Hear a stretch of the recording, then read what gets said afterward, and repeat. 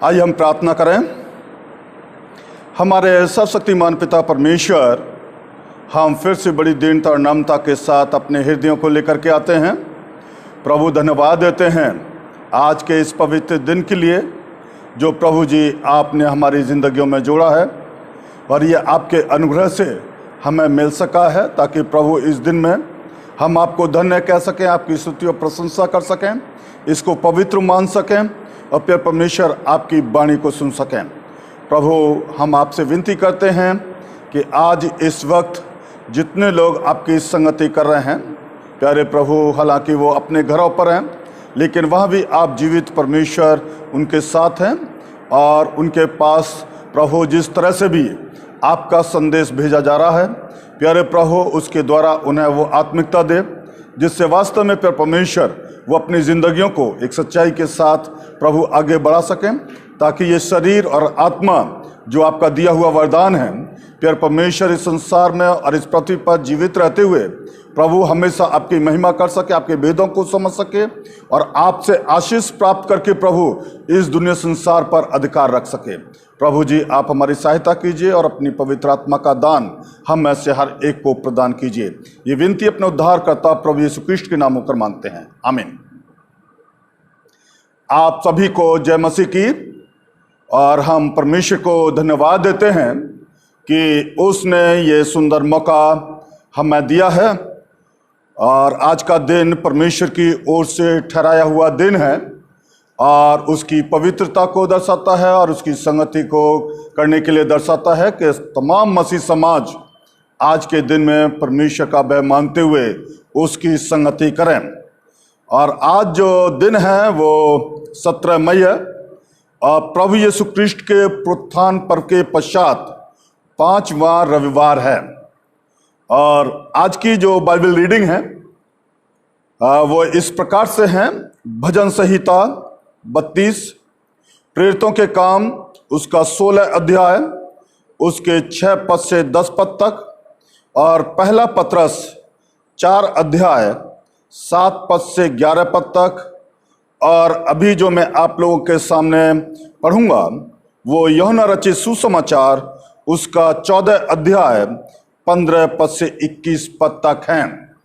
और इससे पहले की जो जितनी भी रीडिंग्स हैं, जो कि पुराने नियम और नए नियम से हैं, सुसमाचार को छोड़ करके आप अपने घर पर उसको पढ़ सकते हैं, लेकिन मैं आप लोगों के सामने इस समय यूहन्ना की इंजील और उसका 14 अध्याय 15 पद से और 21 पद तक पढ़ूंगा।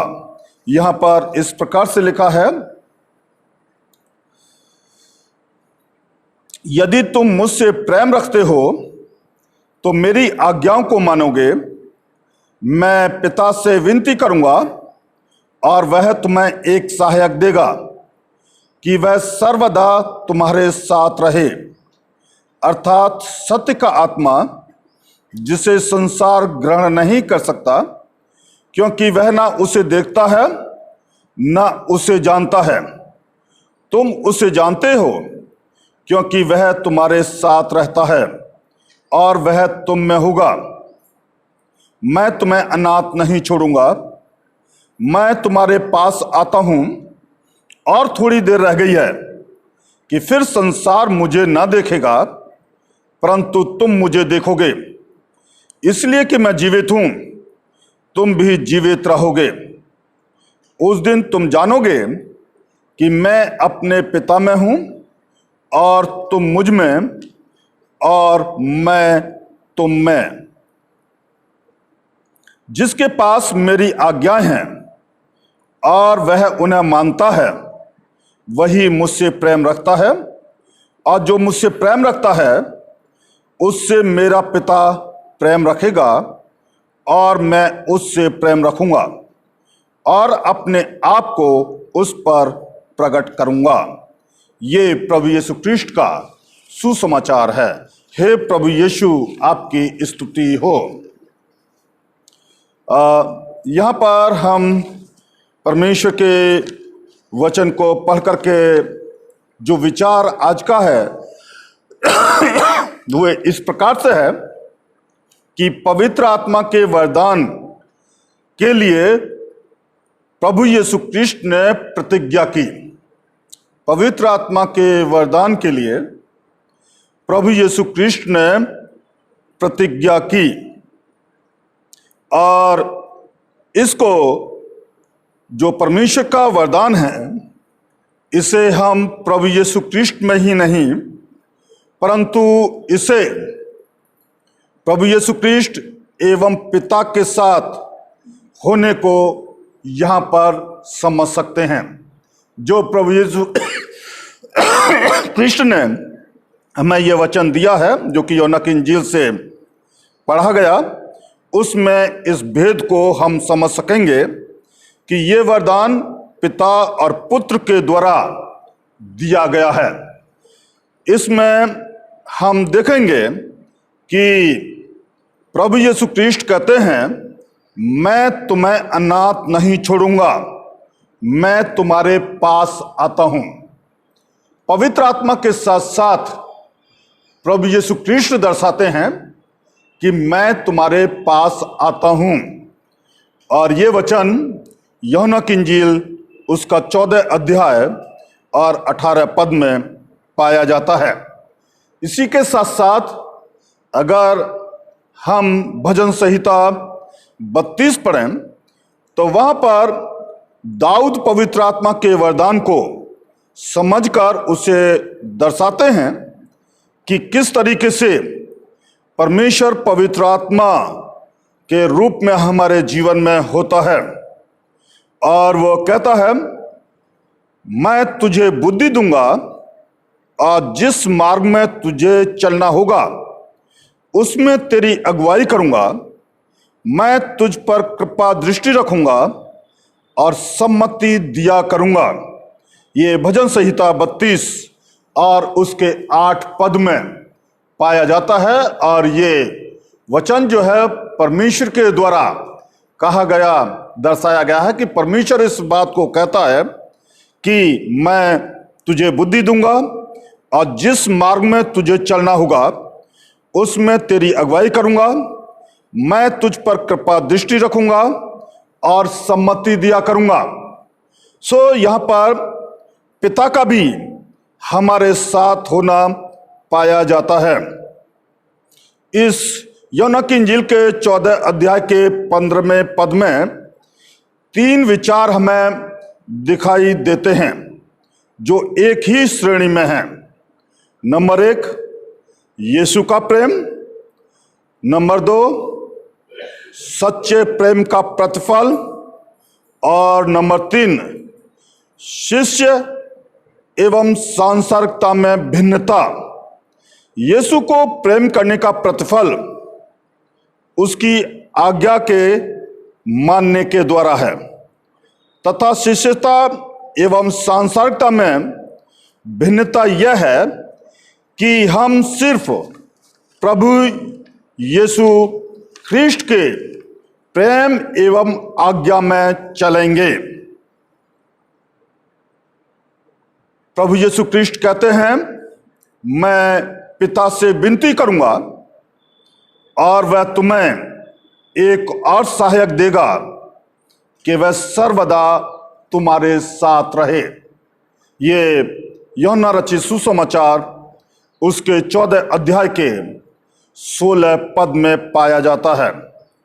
अर्थात सत्य का आत्मा, जिसे हम नीकिया के विश्वास वचन में इस भेद को सच्चाई के साथ समझते हैं, जो पिता और पुत्र में से निकलता है।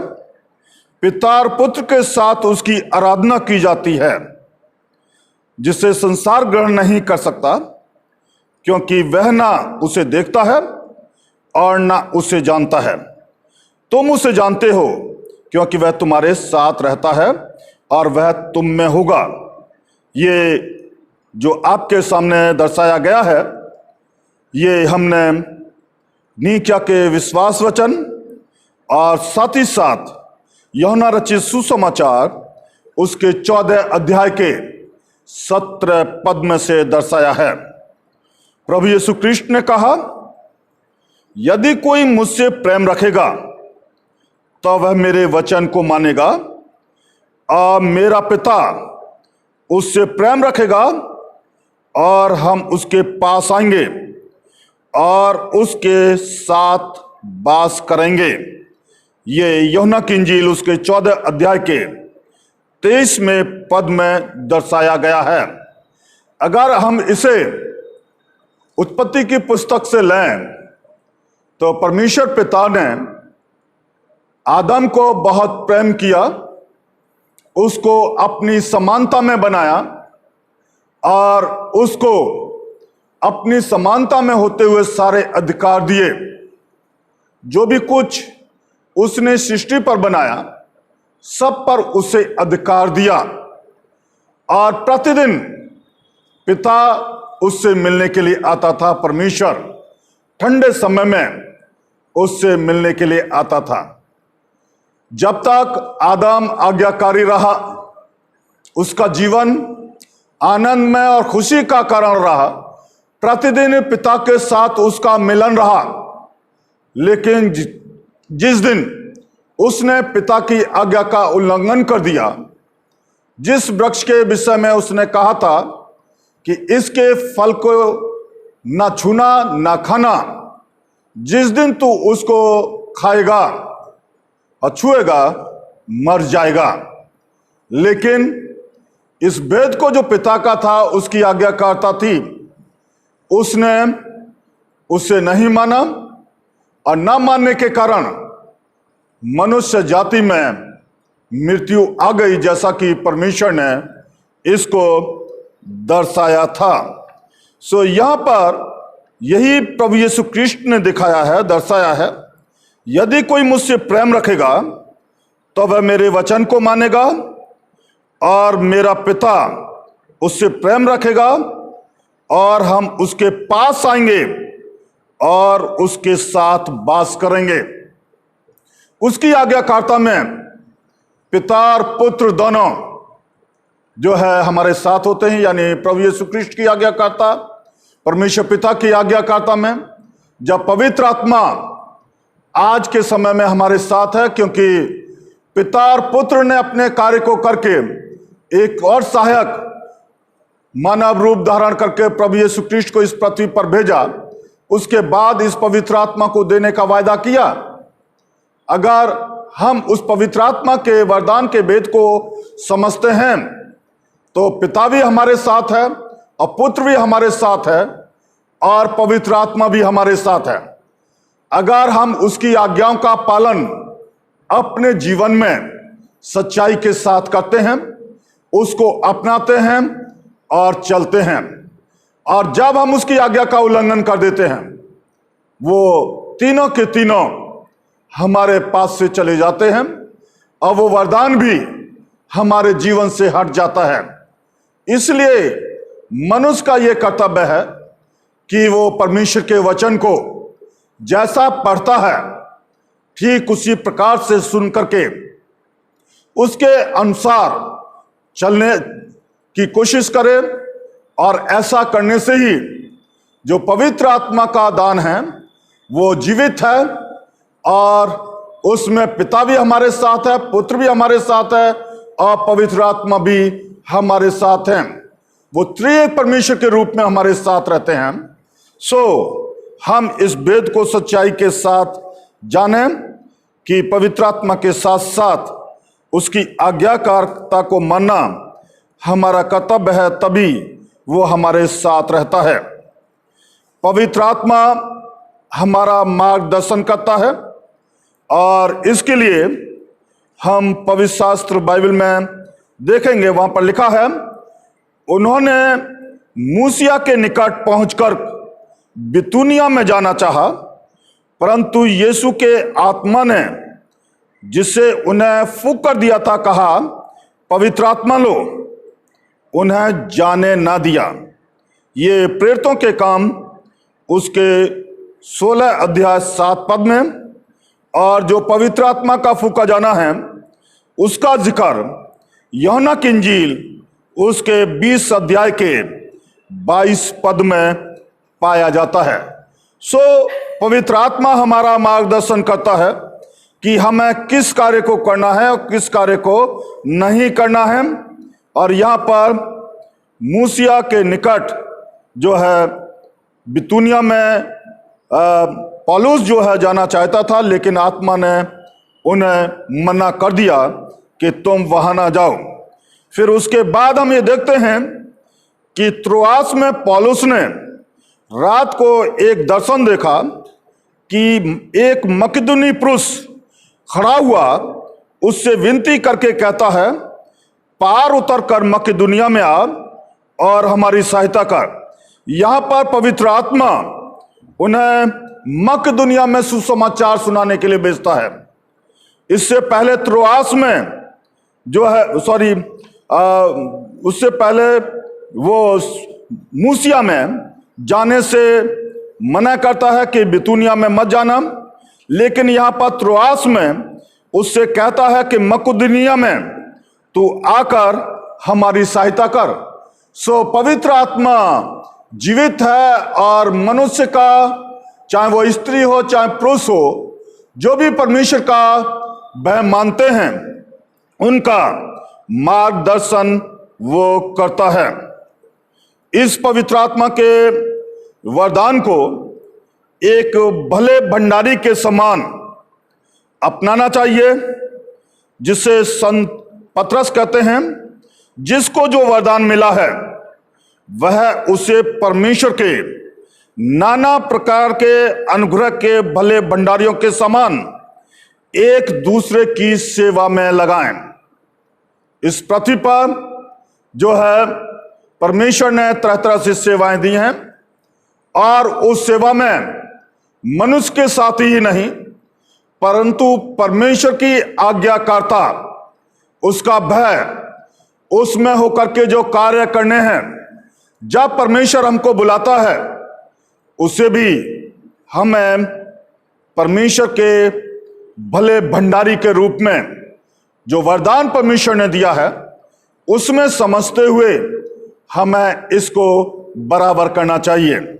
और इसको संत पतरस अपनी पहली पत्री उसके 4 अध्याय के 10 पद में इसको दर्शाते हैं।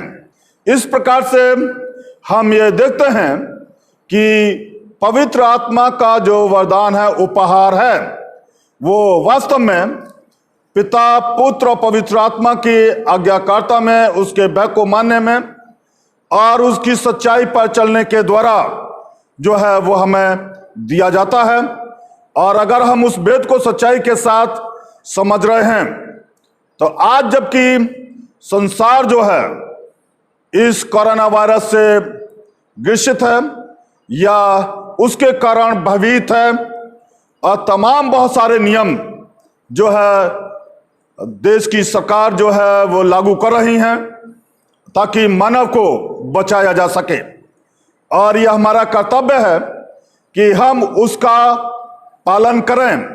साथ ही साथ परमेश्वर ने हमें बुद्धि दी है, समझ दी है, और हम उस पवित्र आत्मा में होते हुए परमेश्वरीय भय और संगति को किस तरीके से हम कर सकते हैं, उसके लिए हमें घरों पर प्रार्थना करने का आह्वान दिया गया है।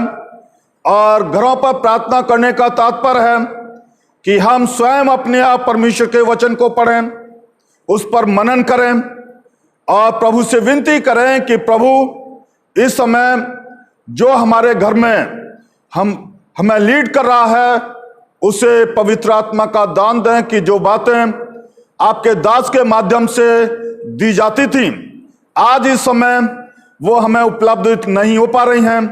आप अपनी पवित्र आत्मा दें ताकि हमारी जो स्थिरता है वो आप में बराबर बनी रहे और हम इस परमेश्वरीय सेवकाई को भी बराबर सच्चाई के साथ समझ करके उसको अपनाते रहें, करते रहें।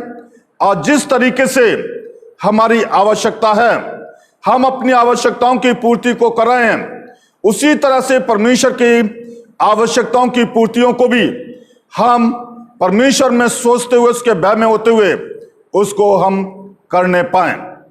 क्योंकि पवित्र शास्त्र हमें हर बात में जो है दर्शाता है कि ऐसी परिस्थितियों में हम किस तरीके से परमेश्वर में स्थिर रह सकते हैं।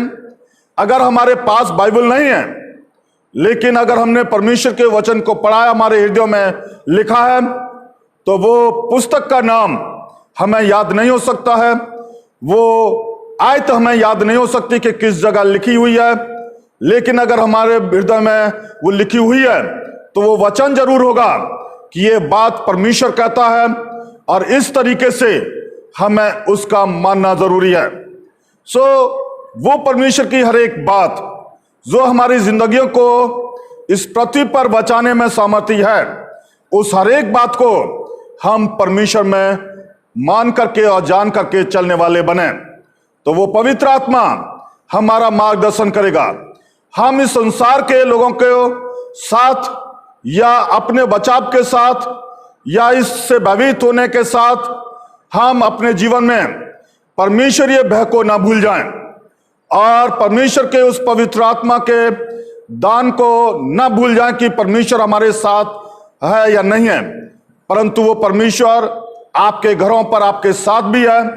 और जब हमें ये स्वतंत्रता और आजादी फिर से मिलेगी कि हम एक साथ मिलकर के परमेश्वर के भवन में जाएंगे, हम अब तक उस वेद को सच्चाई के साथ नहीं समझे थे, अब हमने घर पर रह करके इसको एहसास किया है कि परमेश्वर परमेश्वर है और उसी के द्वारा ये जीवन मिला है। अतः उसकी संगति हम अब परिवार सहित करेंगे। उसके कार्यों को सुचारू रूप से चलाने के लिए जो वचनबद्धता हमने की है, यह परमेश्वर का वचन कहता है, पवित्र आत्मा हमारा मार्गदर्शन करता है, उसके अनुसार हम करेंगे, ताकि ये सेवाएं केवल आज तक के लिए नहीं है, परंतु ये सेवाएं जो परमेश्वर की हैं, ये सुसमाचार प्रचार जो है प्रभु यीशु क्रिस्ट के दोबारा आगमन तक बराबर जारी रहेगा, हर एक के पास पहुंचाया जाएगा। और इस सुसमाचार को सुनाने में, इसको बराबर लागू रखने में, उसका प्रबंध करने में, उसमें आवश्यक वस्तुओं की आवश्यकताओं में जो हमारा योगदान सच्चाई के साथ हम परमेश्वर में करते चले आए हैं, उससे बराबर परमेश्वर का हिस्सा परमेश्वर को हम बराबर देते चले जाएं। हम उसको किसी भी प्रकार से अपने लिए इस्तेमाल ना करें। हम किसी भी प्रकार से परमेश्वर के भय में हो तो ये कहें कि चर्च तो बंद है, परमेश्वर का सेवक के पास हम नहीं जा रहे हैं, तो हम परमेश्वर को हिस्सा ना दें, परंतु हम बराबर जो है परमेश्वर का हिस्सा दें। और जब ऐसा करेंगे तो वास्तव में परमेश्वर हमारे प्रत्येक कार्य पर, हमारे शरीर पर और हमारी आत्मा पर अपनी आशीष देगा, उसको सुरक्षित रखेगा और उसको फलीभूत करेगा, और इस परमेश्वर के दोबारा आगमन तक हमको और हमारे वंश को बराबर रखेगा, और इसी के साथ साथ हमें अपने राज्य का वारिस बनाएगा। ये मार्गदर्शन आज परमेश्वर का वचन हमें देता है, उसका पालन करने में पवित्र आत्मा हमारी अगुवाई करता है कि हम उसको इसी तरीके से मानते हुए उसको करें। हम अपनी मर्जी के मुताबिक ना चलें, जैसा कि प्रथम आदम अपनी मर्जी के मुताबिक चलने के कारण दुख और कष्ट में पड़ गया, परमेश्वर से उसका विच्छेद हो गया, और परमेश्वर ने जो उसके प्रति सोच विचार किए थे वो बहुत कमजोर हो गए। लेकिन फिर से हमें प्रभु यीशु क्रिस्ट में वो अनुग्रह मिला है, उसमें नई वाचा मिली है, और उसी में होते हुए उसके लिए भी मनुष्य ने ऐसा ही किया, परंतु परमेश्वर ने उसे बचाया और अपने प्राणों का बलिदान दिया और उसे निस्सहाय नहीं छोड़ा, और अंतिम समय तक परमेश्वर पवित्र आत्मा के साथ उपस्थित रह करके हमें बचाना चाहता है, अपना अनुग्रह उंडेलना चाहता है। अतः उस वरदान को सच्चाई के साथ समझते हुए हम आगे बढ़ें। प्रभु हम सबको बहुत आशीष दे, आमीन। आइए हम प्रार्थना करें। हे सर्वशक्तिमान परमेश्वर, बिना प्रेम भावना के किया गया हमारा प्रत्येक कार्य आपकी दृष्टि में व्यर्थ है। अतः हे परमेश्वर, आपसे व आपके पुत्र यीशु मसीह से आया पवित्र आत्मा का दान आपने हमें दिया है, जो आपके प्रेम का सर्वोत्तम वरदान है, जिसमें जीवन है तथा हमें भी प्रतिदिन का जीवन देता है। प्यारे परमेश्वर, उसे भरपूरी से दीजिए ताकि हम आगे के समय में बराबर आपके भय में और आपके सत्य के रास्ते पर चलने वाले आपके बेटा बेटी और आपके संतान बन सकें। ये विनती अपने उद्धारकर्ता प्रभु यीशु क्रिस्ट के नाम में होकर मांगते हैं, आमीन। एक सूचना है, इसी महीने की 21 तारीख को असेंशन डे यानी स्वर्गारोहण दिवस है। अतः हम उस दिन भी अपने घरों पर प्रार्थनाएं करें और उस पर्व को भी अपने घर पर मनाएं। प्रभु यीशु क्रिस्ट के पुनरुत्थान के बाद 40वें दिन प्रभु यीशु क्रिस्ट स्वर्ग पर उठाए गए। इस वर्ष के ईस्टर पर्व के आधार पर वो 21 मई 2020 दिन बृहस्पतिवार का है। उस दिन भी हम प्रभु की संगति करने के लिए अपने घरों पर बराबर रहें और परमेश्वर को धन्य कहें। Thank you.